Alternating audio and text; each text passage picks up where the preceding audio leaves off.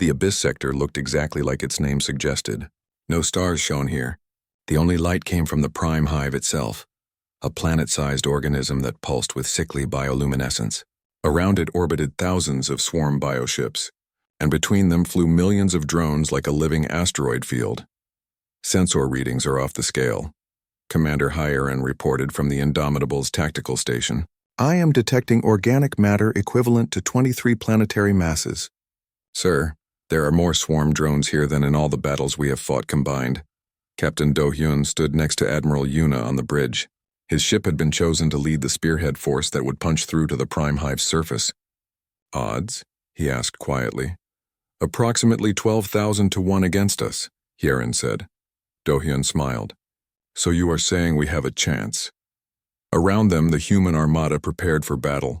8,000 ships, the largest force humanity had ever assembled, spread out in a formation that looked random but was carefully planned. Each ship had a specific role. Each captain had specific orders, but each was also free to adapt as needed. Lieutenant Jamin led the fighter wing, 3,000 small craft that would serve as the tip of the spear. His pilots were the best humanity had, volunteers who knew this mission was likely one way. All fighters, weapons check, Jamin ordered.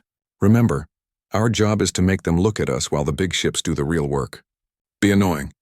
Be unpredictable. Be human. Sir, his wingman said, what if we die? Then we die fighting, Jamin replied. But let us try not to. I have plans this weekend. The laughter over the radio was nervous but genuine. On one of the assault transports, Private Soman checked her equipment one more time. Her camera drone floated beside her, recording everything. She had become famous across the galaxy for her footage of the Meridian rescue. Now she was part of the ground assault team that would land on the prime hive itself. Why are you still recording? Asked the soldier next to her. If we die down there, no one will see it. If we die, this drone will transmit everything back to the fleet, Soman said. Future generations need to know what happened here, win or lose. Admiral Yuna opened a channel to the entire fleet. This is it. Everything we have done, every battle we have fought leads to this moment. The swarm thinks it is invincible because it has never lost. Today we teach it a lesson that Earth learned long ago. Nothing is invincible. Nothing is unstoppable. Everything can be beaten if you are willing to pay the price. Today we pay that price. For the Council. For the species the swarm has already consumed. For the future, attack! The human armada surged forward. The swarm responded immediately. Bioships accelerated toward them and the space between filled with organic projectiles, acid clouds, and biological missiles. The first human ships hit that wall of fire and some died, but most pushed through. Jamin's fighter wing scattered in 1,000 directions at once. To the swarm's hive mind, trying to track them was like trying to count raindrops in a storm. Some fighters attacked bioships. Others flew crazy patterns that drew swarm drones away from the main fleet. A few performed impossible maneuvers that no other species would attempt. One pilot, a woman named Hana, flew her fighter backward while shooting forward, spinning like a top. It made no tactical sense. It was just showing off. But it confused the swarm drones chasing her, and that was enough. The main fleet fired everything they had. Railguns created streams of metal that tore through swarm bioships. Missiles left trails of fire. Laser systems burned holes through organic armor. And Minji's frequency weapons turned coordinated swarm formations into confused mobs. But there were so many enemies. For every bioship destroyed, 2 more appeared. For every drone killed, 10 more took its place. Human ships started taking heavy damage. Sir, we are losing ships, Hyeran reported. The Roosevelt just went down. The Beijing is venting atmosphere. The Tokyo reports critical damage. Keep pushing, Yuna ordered. We knew this would be costly. All ships maintain course for the prime hive. Captain Do-hyun watched a swarm bioship ram one of his escort vessels, killing both ships instantly. He wanted to stop to rescue survivors, but there was no time. Engineering, divert all power to forward shields.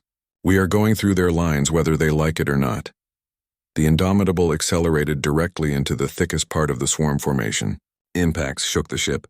Alarms blared. People died. But the ship kept moving forward. Behind them, other ships followed, creating a wedge formation that pushed deeper and deeper into the swarm defenses. It was like forcing a knife into flesh, painful and bloody but effective. We are through their outer perimeter. Hyaron announced. The Prime Hive is in range. The planet-sized organism filled their view. Its surface pulsed and writhed, covered in organic structures that served as weapons, factories, and communication nodes. At its center, visible through semi-transparent tissue, was a massive chamber that glowed bright blue. The brain, the heart, the control center of the entire swarm. All ground forces prepare for deployment, Una ordered. Assault transports broke away from the main fleet, diving toward the Prime Hive's surface. Swarm drones swarmed them, but fighter escorts drove them back. Some transports died before reaching the surface. Most made it through. Private Soman felt the transport shake as it crashed through the Prime Hive's outer membrane and landed on the spongy surface inside. The ramp dropped and soldiers poured out into an alien nightmare. The interior of the Prime Hive was like being inside a living body. Everything was organic. Walls pulsed. The ground was soft and moved beneath their feet.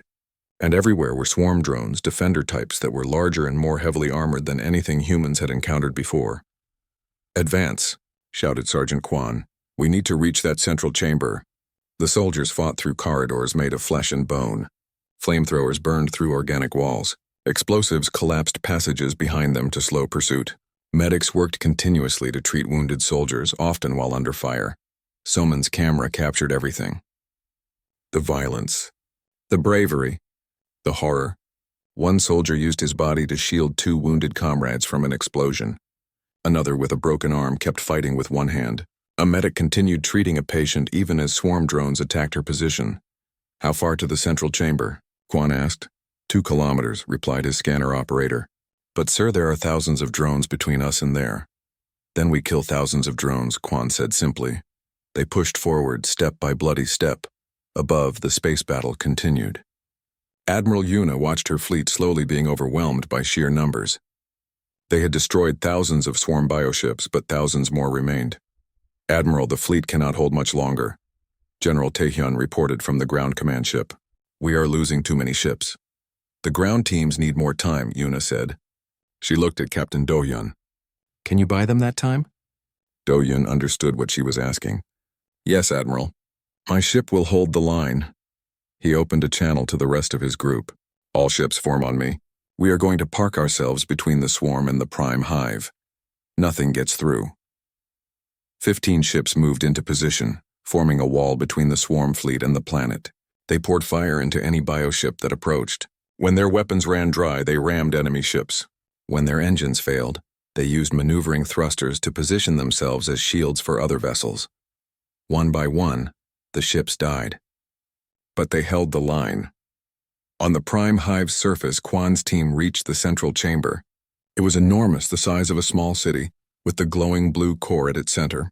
Thousands of swarm drones guarded it. "We cannot fight through all of them," said one of the soldiers. Quan pulled out a device Dr. Sora had given him. "We do not have to." He activated it. The device was Minji's frequency weapon, modified to work at close range with 10 times the power. Every swarm drone within a kilometer suddenly stopped responding to the hive mind. They stood still, confused individual organisms for the first time in their existence. "Move, now," Quan ordered. His team ran through the chamber, shooting confused drones that got in their way. They reached the central core, a pulsing mass of neural tissue that controlled the entire swarm species across the galaxy. "Plant the charges," Quan said. They placed explosive devices around the core, enough firepower to destroy a battleship. "Charges set," reported the demolition specialist. 30-second timer. "We need to leave now." They ran. Behind them, the timer counted down. Swarm drones began recovering from the frequency disruption and gave chase. The team fought their way back through the corridors, leaving wounded behind because there was no time to carry them. 20 seconds. 15. 10. They reached their transport just as the charges detonated. The explosion tore through the Prime Hive's central core, destroying the neural cluster that controlled billions of swarm organisms across dozens of star systems. The effect was instantaneous and total. Every swarm bioship in the space battle suddenly stopped moving. Every drone on the Prime Hive's surface collapsed. Across the entire galaxy, in every system the swarm occupied, billions of organisms simply died as the controlling intelligence vanished. On the Indomitable's bridge, Hieron stared at her screens in disbelief. "Sir, the swarm is dead. All of them, everywhere. It is over." Admiral Una stood in the command center looking at 7 different battle displays. 7 systems, 7 simultaneous attacks. It was the most ambitious military operation in human history. Fleet Group 3 reports they have engaged the enemy at Calderon System. An officer reported. Fleet Group 5 is approaching Helios Prime. All groups are on schedule. Good, Una said. Begin Phase 2. Across dozens of light years, human ships attacked swarm-occupied systems at the same time. The swarm, which had always moved as one unified force, suddenly had to divide its attention. For a hive mind that thought as a single entity, this was like trying to have 7 different thoughts at once. At Helios Prime, pilot Seogen flew his fighter through a cloud of swarm drones. His weapons had run out of ammunition 3 minutes ago, but he kept flying, dodging and weaving through enemy fire. He was leading them away from the larger human ships. "Seogen, what are you doing?" his wing commander asked over the radio. "Return to the carrier." "Negative," Seogen replied calmly. "I have a better idea." He aimed his fighter directly at a massive swarm bioship and accelerated to maximum speed. His targeting computer started beeping warnings. His fighter's AI tried to override his controls. He disabled it. "Seogen, do not do this," his commander said. "Tell my sister I love her," Seogen said. "And tell the Admiral this move is called the Terran Gambit. Maybe other pilots can use it." He crashed his fighter into the bioship's central chamber at full speed. The fighter's reactor, already overloading, exploded. The bioship died instantly, its entire structure collapsing. Seogen died too, but he took 500 swarm drones with him. The other pilots saw what he did. 3 more pilots immediately volunteered to try the same maneuver on different targets. Their commander stopped them. "No," she said firmly. "We will honor Seogen's sacrifice by winning this battle, not by wasting your lives. Find another way." And they did. Humanity was good at adapting. On the ground at Meridian Colony, Sergeant Quan led his Marines through the ruins of what used to be a beautiful city. The swarm had converted the buildings into hive structures, organic growths covering everything. But inside those structures were Council civilians, trapped and waiting to be consumed. "Movement ahead," whispered Private Soman. She was young, barely 20, and carried a camera drone that recorded everything for command. "I count 20 swarm drones, maybe 30. "We are 12, Quan said. "I like those odds." "Sir, that is not favorable odds," said Corporal Tejan. Quan smiled. "Sure it is. That means we each only have to kill 2 or 3.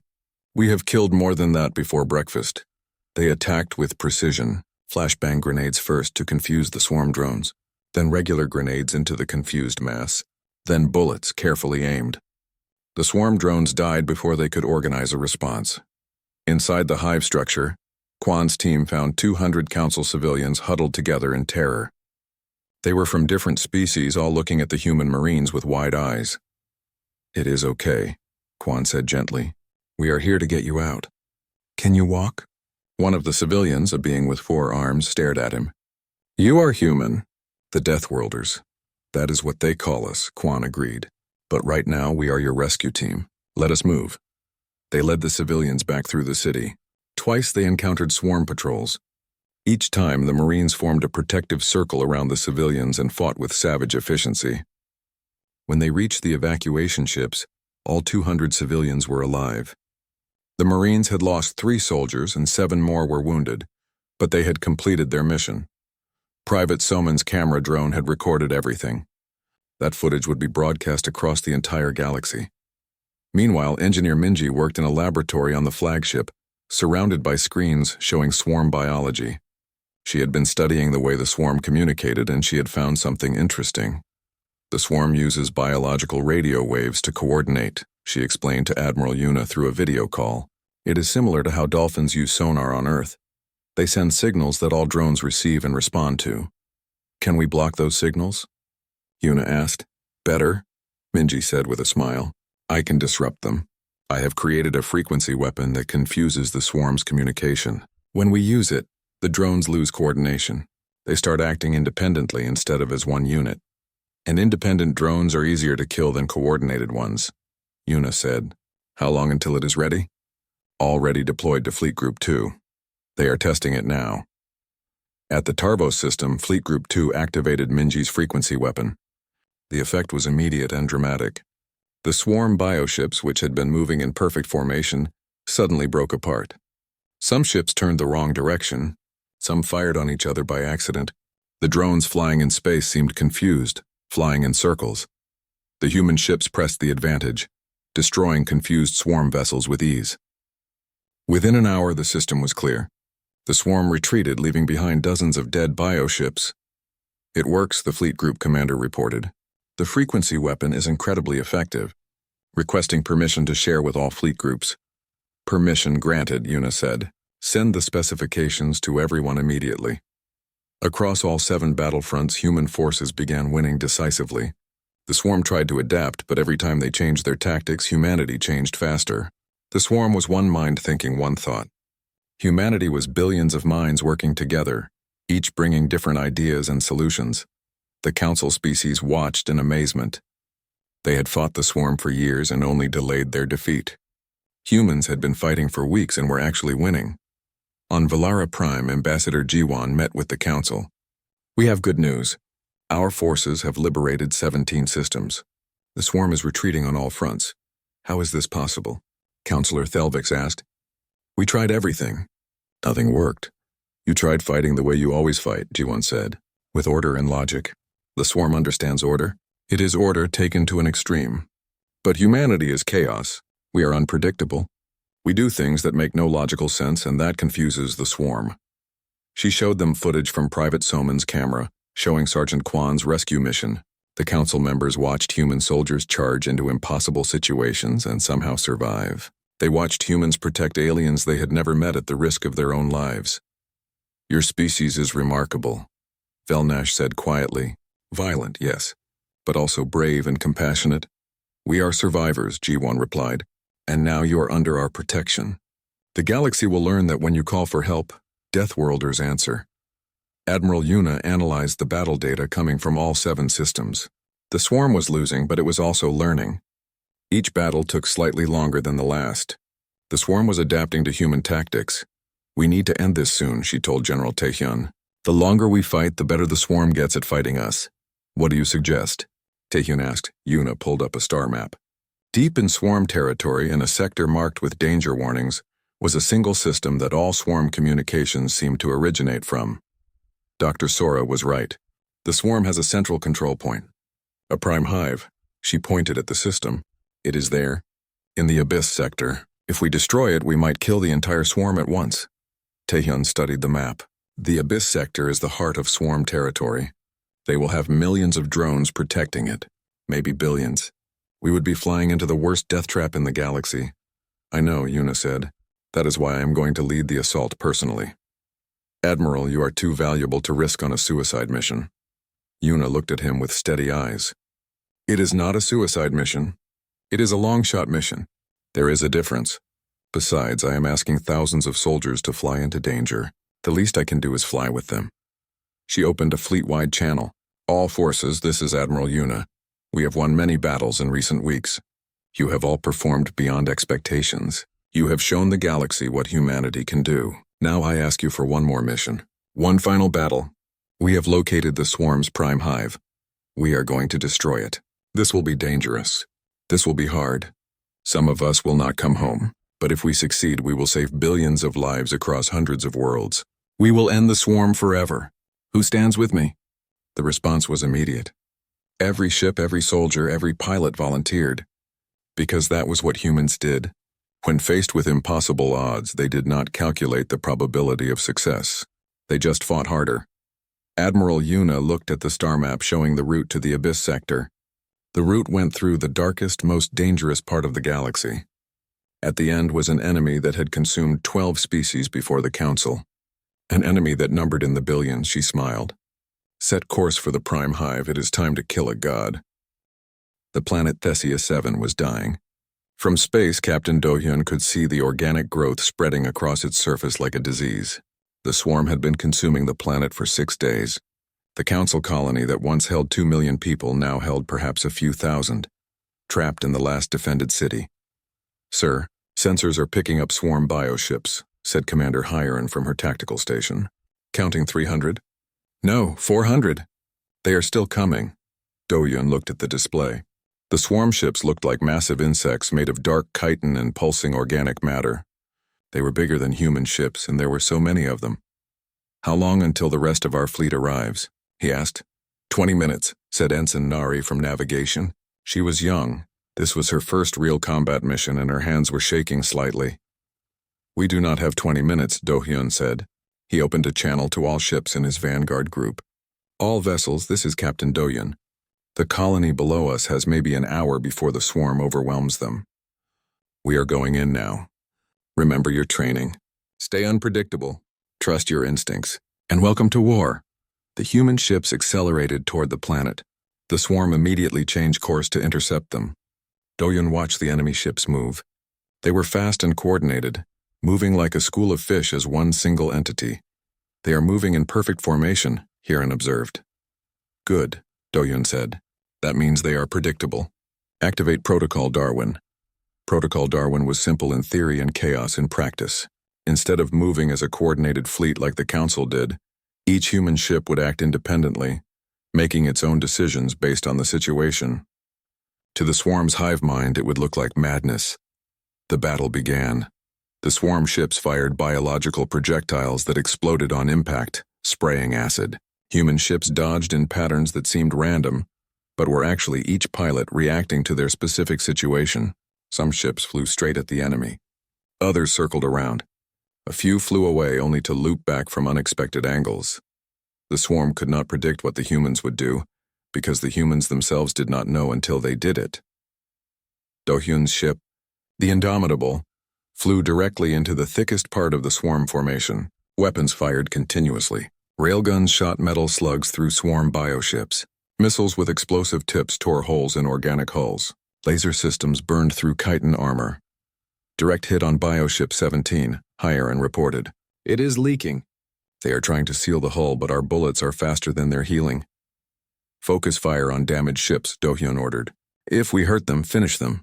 A swarm ship came alongside them too close. Do-hyun watched it open ports along its side. They are preparing to board us, he said calmly.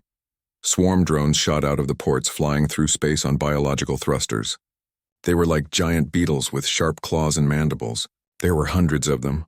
Point defense systems fire, Do-hyun said. The Indomitable's smaller guns activated, filling space with bullets. The swarm drones died by the dozens, but some made it through. They hit the hull and started cutting through. Hull breach in sections 7 and 12, Hiran said. They are inside the ship. Send Marines to intercept, Do-hyun ordered. Then he smiled slightly. Let us see how they like fighting humans in close quarters. In the corridors of the Indomitable, the swarm drones encountered something they had never faced before. The council species they had fought were scientists and philosophers, people who avoided violence whenever possible. Humans were different.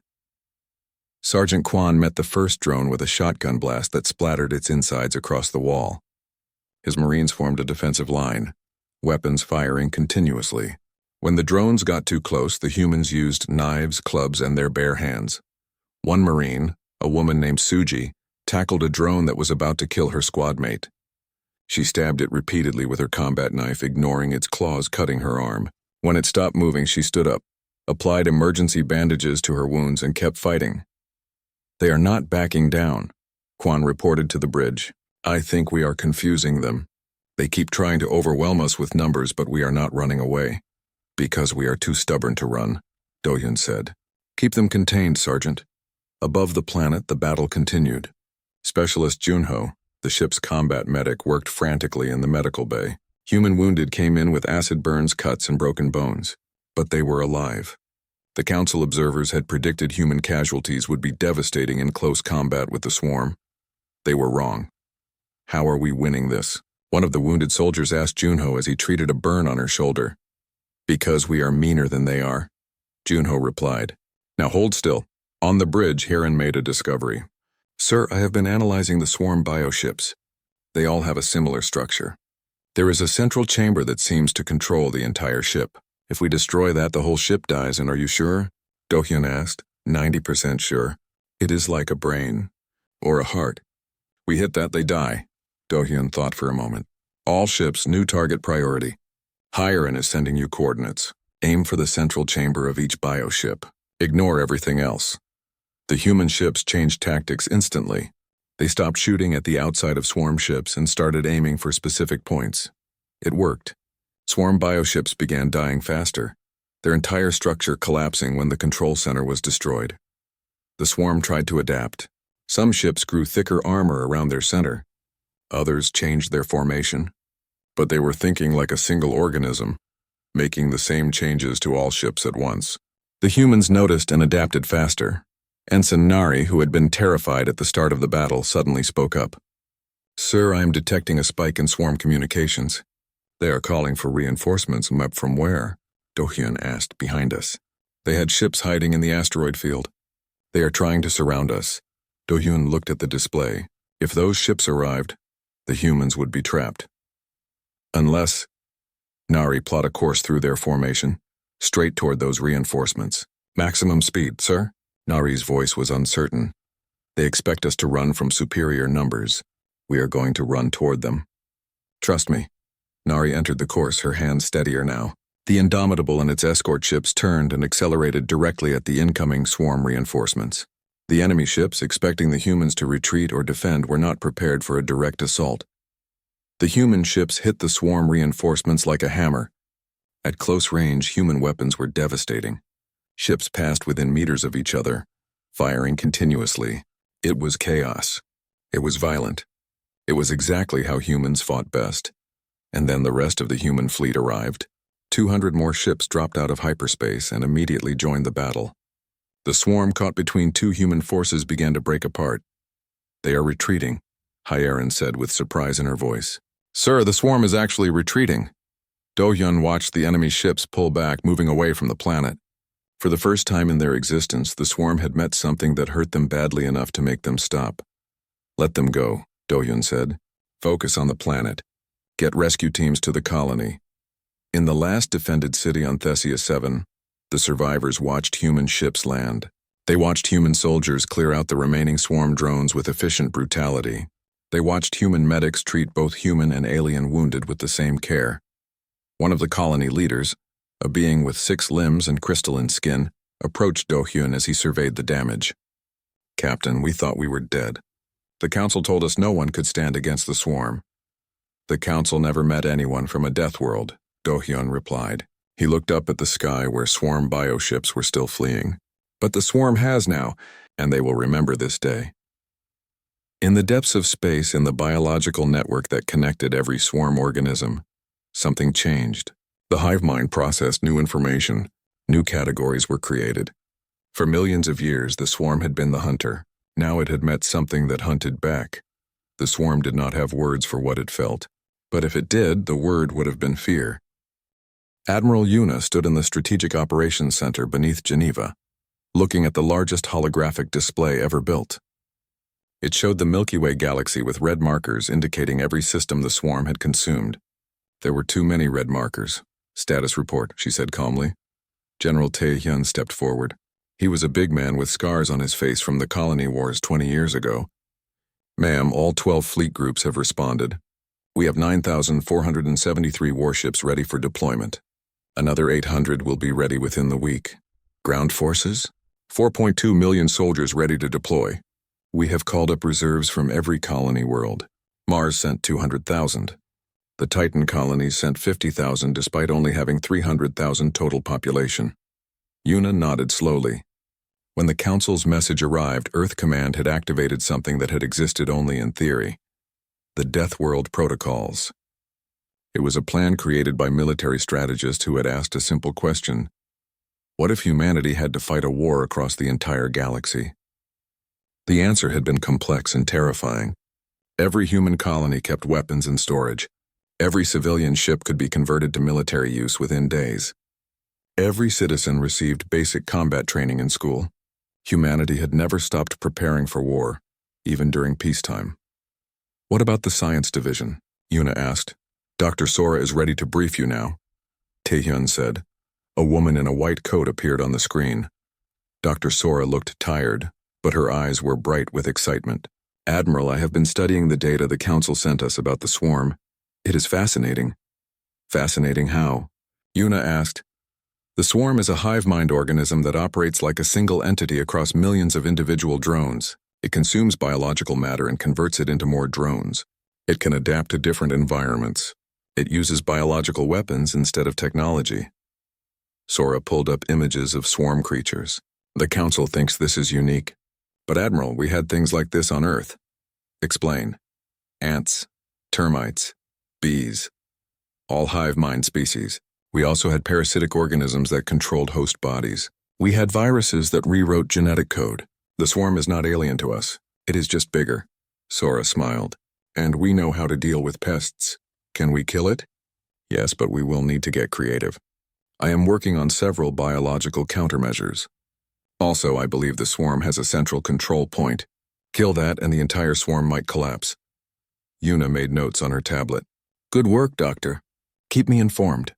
The screen changed to show 3 alien figures. They were observers sent by the Council to watch humanity's preparations. They looked uncomfortable. Admiral Yuna, said the lead observer, a being called Krelvik. We have been touring your military facilities as you requested.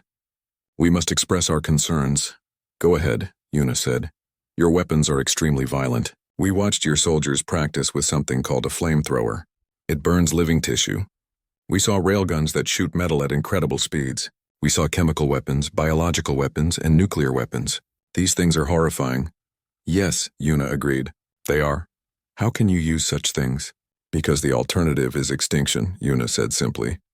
The swarm does not care about your feelings. It does not care about ethics or rules. It only wants to consume. So we will use every weapon we have to stop it. If that makes you uncomfortable, you are welcome to leave. The observers said nothing. However, Yuna continued, since you are here, come with me. I want to show you something. She led them to a training facility where Lieutenant Jamin was teaching advanced combat tactics to a group of fighter pilots. The room was a massive sphere where gravity could be controlled. Currently, there was no gravity at all. This is zero-gravity combat training, Yuna explained. Watch. Jamin moved through the air like a dancer, spinning and twisting in ways that seemed impossible. He fired weapons while spinning. He changed direction instantly. He moved in 3 dimensions while most species only thought in 2. How is he doing that? One observer asked. Humans evolved climbing trees, Yuna said. We have excellent spatial awareness in 3 dimensions. We can track multiple moving objects at once. Our inner ear gives us perfect balance even when there is no up or down. In zero gravity, humans are more dangerous than on the ground. She led them to another room where soldiers were training hand-to-hand combat. The observers watched in horror as humans threw each other across the room, twisted joints and struck with enough force to break bones. Why do they fight with their bodies? Krelvik asked. You have guns. Guns run out of ammunition, said General Taehyun, who had joined them. Knives can break. But a human body is always armed. Our fists are weapons. Our feet are weapons. Our teeth are weapons. On Earth, we are prey and predator at the same time. We never forget that. The final stop was a simulation room where entire battles were being tested. The observers watched as human commanders ran through dozens of scenarios, each one more brutal than the last. You plan to fight them in cities, Krelvik said. In space stations. On planets. In asteroid fields. You have plans for every possible situation. Yes, Yuna said. We call it adaptive warfare. The swarm is strong, but it thinks like a single organism. We think as millions of individuals working together. Every human soldier can make decisions independently. We are chaos organized into purpose. She pulled up the final battle plan. It showed the entire human fleet divided into 3 groups. 1 would attack the swarm directly. 1 would defend Council worlds. 1 would hunt for the swarm's central control. This is our strategy, Yuna said. We will hit them hard, fast, and from every direction. We will make them afraid. We will show them that they are not the apex predator in this galaxy. But Admiral, Krelvik said quietly, the swarm does not feel fear. Yuna smiled, and it was not a kind smile. It will. 3 days later, the human armada gathered in orbit around Earth. 10,000 ships of every size and design, from small fighters to massive carriers. Each ship was marked with the blue and white symbol of the United Earth Forces. The Council observers sent their final report back to Valara Prime. It was short. The humans are ready. They do not fight to survive. They fight to win. May the universe have mercy on the swarm because humanity will not. Admiral Una stood on the bridge of her flagship, the Indomitable. She looked at her crew, men and women from every continent on Earth and every colony in human space. They were ready. All ships, she said into the communication system. This is Admiral Una. Today we go to war not for ourselves but for species we have never met. We go to fight an enemy that has destroyed civilizations older than ours. They think we are weak because we are new to the stars. They are wrong. We are humanity. We are Deathworlders, and we will show them what that means. She turned to her navigation officer. Set course for council space. Maximum speed. Yes, ma'am. The Armada jumped to hyperspace, 1,000 points of light disappearing into the dark. Behind them, Earth rotated peacefully, unaware that its children were about to change the galaxy forever. The council chamber on Valara Prime had never been so quiet. 12 species sat around the circular table, their representatives looking at each other with fear in their eyes. They had ruled this part of the galaxy for over 3,000 years. They had built cities on dead planets. They had cured diseases that killed billions. They had created peace among worlds that once fought each other, but now they were dying. Counselor Thelvik stood up slowly. His feathers were gray with age and his wings trembled as he spoke. The Rakthor swarm has consumed another system. That makes 17 in the last solar cycle. At this rate, we have perhaps 2 years before they reach our core worlds. The other counselors said nothing. What could they say? They had tried fighting the swarm. Their ships were destroyed. They had tried negotiating. The swarm did not talk. They had tried running. The swarm followed. The parasitic hive mind wanted only one thing: to consume everything living in the galaxy. There is one option we have not discussed, said Counselor Velnash, a being made of crystalline structures that glowed softly blue. The humans. The chamber erupted in nervous clicks, chirps, and hums. Every species had their own way of showing concern, and all of them were doing it now. Absolutely not, said another counselor. We have protocols. We do not contact Class 12 Deathworld species. They are too dangerous. Thelvix raised a wing for silence. Dangerous to whom? We are already dying. Perhaps we need something dangerous. You do not understand, Velnash insisted. We have been watching Earth for 200 of their years. Do you know what they do for entertainment? They throw themselves out of flying machines with only cloth to slow their fall. They go into water where predators with hundreds of teeth live just to observe them. They climb mountains that have so little oxygen that most species would die. And they do it because the mountain is there. That proves they are insane, another counselor said. Or incredibly brave, Thelvix replied quietly. And we need bravery now. The vote was close. 7 in favor, 5 against. The message would be sent. 3 days later, Captain Dohyun was drinking coffee on the bridge of his ship when the communications officer nearly fell out of his chair. Sir, we are receiving a transmission. It is not from Earth Command. Dohyun set down his coffee carefully. They were patrolling the edge of known space, where nothing should be sending them messages. Origin? Unknown, sir. The signal is coming from coordinates we have never explored. It is very far away, and sir, the transmission is in 7 different languages, including Korean and English. The captain felt his heart beat faster. First contact. Humanity had been looking for aliens for 300 years. They had found empty planets, dead civilizations, and ruins, but never a living species. Until now. Play it, he said. The voice that came through was strange, almost like birds singing, but the translation was clear. To any human vessels receiving this message, this is the Galactic Council. We are under attack by an enemy we cannot defeat. We are dying. We request your help. Please respond. The bridge was silent for a long moment. Then communications specialist Minho spoke up. Sir, should I respond? Tell them we received their message, Dohyun said slowly. Tell them Earth will send someone to talk. And Minho, send everything we just heard back to Earth Command immediately. Use the fastest transmission we have. 2 weeks later, Ambassador Jiwan stepped out of the human shuttle and onto Valara Prime. She was a small woman, barely 160 centimeters tall, wearing a simple gray suit. She looked at the massive alien structures around her and smiled. Counselor Thelvix met her personally. He towered over her, nearly 3 meters tall with impressive wings. He expected her to be afraid. She was not, Ambassador Jiwan, he said. Thank you for coming. We know this is your species' first contact with other intelligent life. We apologize that it must be under such terrible circumstances. Counselor, Jiwan replied, bowing slightly. My government has reviewed the information you sent. We understand your situation. We are willing to help. Telvix felt something he had not felt in months, hope. That is wonderful news. We can share our technology with you. Your ships are primitive compared to ours. But with our help, perhaps you can evacuate some of our populations to safe worlds while we retreat further. Jiwan tilted her head slightly, the way humans did when confused. I think there has been a misunderstanding, Counselor. We are not here to help you run away. We are here to help you fight. Fight? Thelvix's feathers stood up in surprise. Ambassador, perhaps we did not explain properly. The swarm has destroyed every military force we sent against them. We have lost millions of ships. Our best warriors barely slowed them down.